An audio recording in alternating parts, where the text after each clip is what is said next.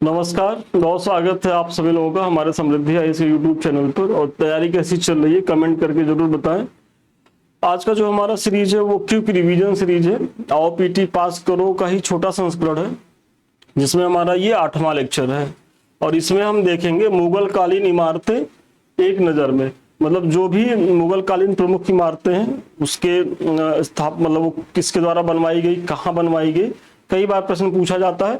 तो 5-7 मिनट बने रहिएगा। इस वीडियो का उद्देश्य यही है कि हम इसमें उन टॉपिक को उठाते हैं कि जो परीक्षा में बहुत बार आते हैं, और चूंकि वो आपको एक जगह नहीं मिलते हैं तो ऐसे में आप कंफ्यूजन की स्थिति में चीज़ों को गलत कर देते हैं। तो पीछे के साथ और भी सीरीज के माध्यम से वीडियो कराया गया है, उसको भी जाके देखें। और इसमें हम मुगल कालीन इमारतों को देखेंगे। टाइम टेबल तो आप जान ही रहे होंगे, मंडे टू सैटरडे सुबह 9 बजे, शाम को 5 बजे। तो इस समय चैनल पे जरूर बने रहिए। देखिए, सबसे पहला जो है काबुली बाग स्थित मस्जिद स्थान पानीपत में है। और इसके जो किस शासक के समय में इसका निर्माण हुआ था, तो बाबर के समय में। जामी मस्जिद संभल में है और बाबर के द्वारा बनवाया गया था। मतलब संभल का जो जामी मस्जिद है उसके निर्माणकर्ता कौन है?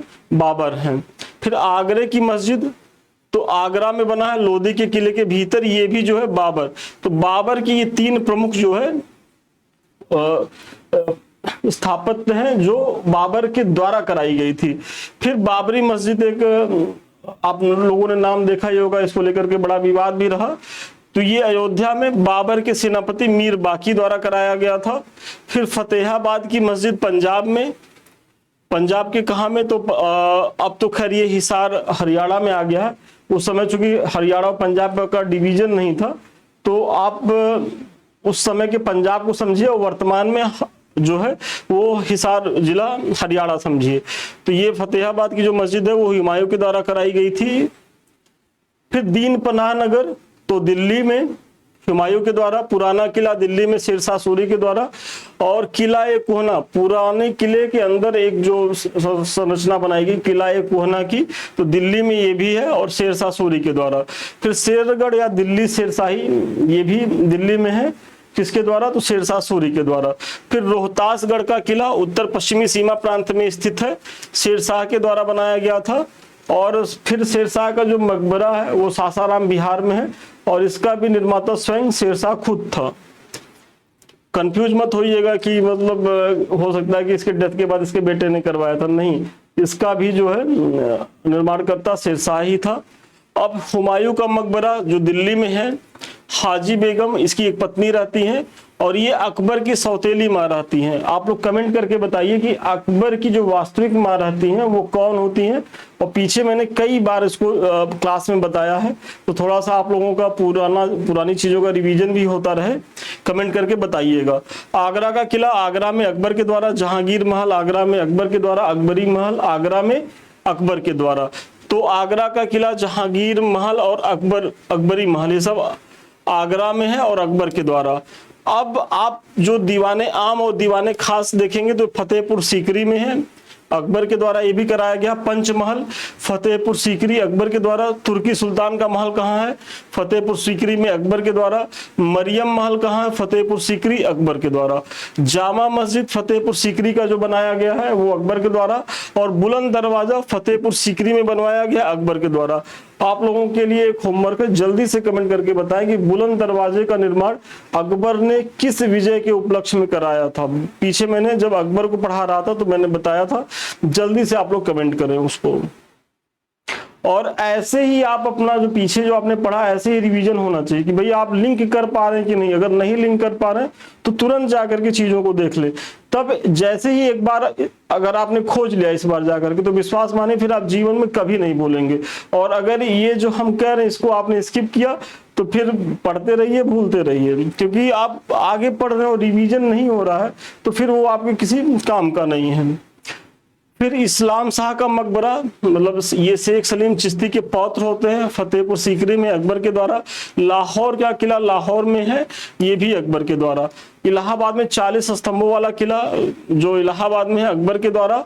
फिर अकबर का मकबरा सिकंदरा में है और ये कराया गया था जहांगीर के द्वारा। इसी तरीके से इत्मादुद्दौला का मकबरा आगरा में है। किसके द्वारा कराया गया था इसका निर्माण? तो नूरजहां के द्वारा कराया गया था। फिर जहांगीर का मकबरा शहादरा में है और इसका भी निर्माण करता कौन है? तो नूरजहां है।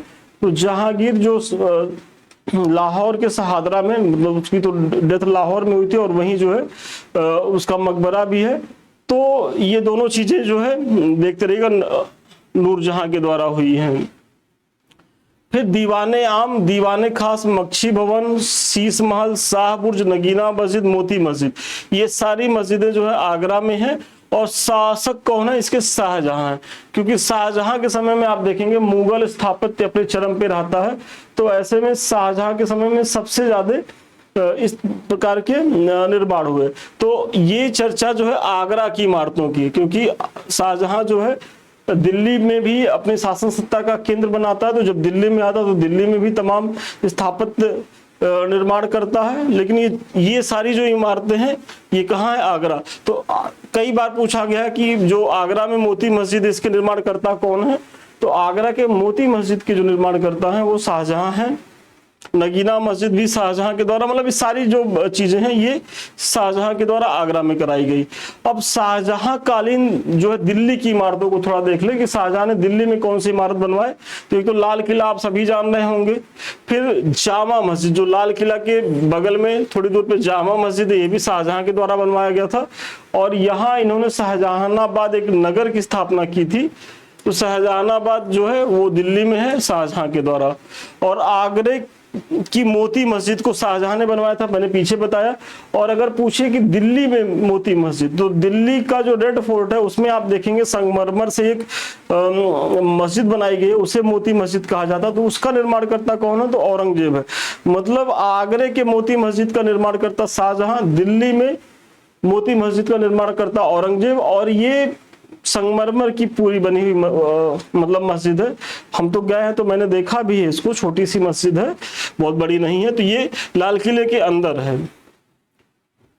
फिर औरंगजेब कालीन इमारतों में तो आपने देखा ही कि राबिया उद दौरानी का जो मकबरा है, जिसे बीबी का मकबरा कहा जाता है, और ये औरंगाबाद में, और इसे ताजमहल की जो है फूहड़ नकल कहा जाता है। मतलब इसके पिता ने जो अपनी पत्नी मुमताज महल की याद में आगरे में जो ताजमहल बनवाया था, तो इसी से मिलता जुलता ये जो है अपनी पत्नी राबिया उद दौरानी, जिनका नाम दिलरास बानो बेगम होता है, तो उनके याद में बनवाता है। फाइनली जो है उतना खर्चा करने की क्षमता नहीं रखता। और रुचि की बात है भाई, शाहजहां जो है स्थापत्य में उसकी रुचि थी तो इतना खर्चा कर सका।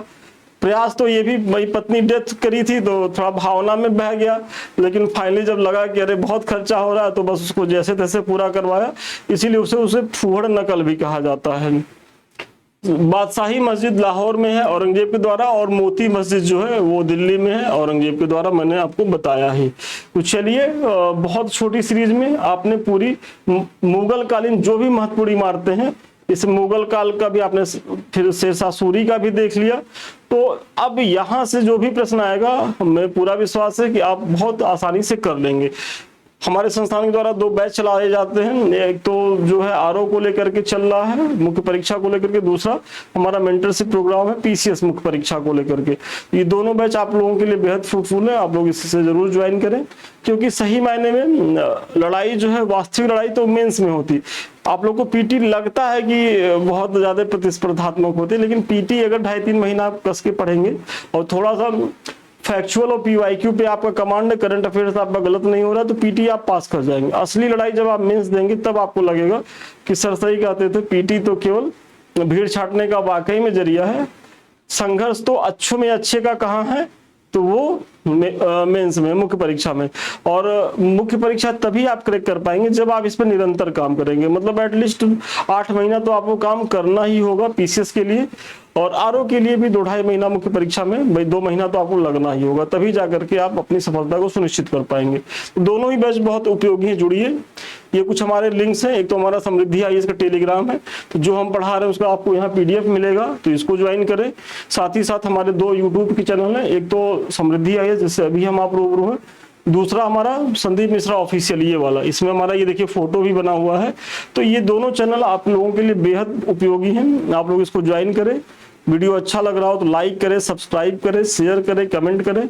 और सबसे अंत में यदि आप हमसे बात करना चाहते हैं या हमारे किसी बैच को ज्वाइन करना चाहते हैं तो 7303307507 पे संपर्क कर सकते हैं। तो ठीक है, आज के लिए इतना ही। पुनः मिलते हैं नए वीडियो में नए क्लास के साथ। तब तक के लिए धन्यवाद, शुभकामनाएं आपको।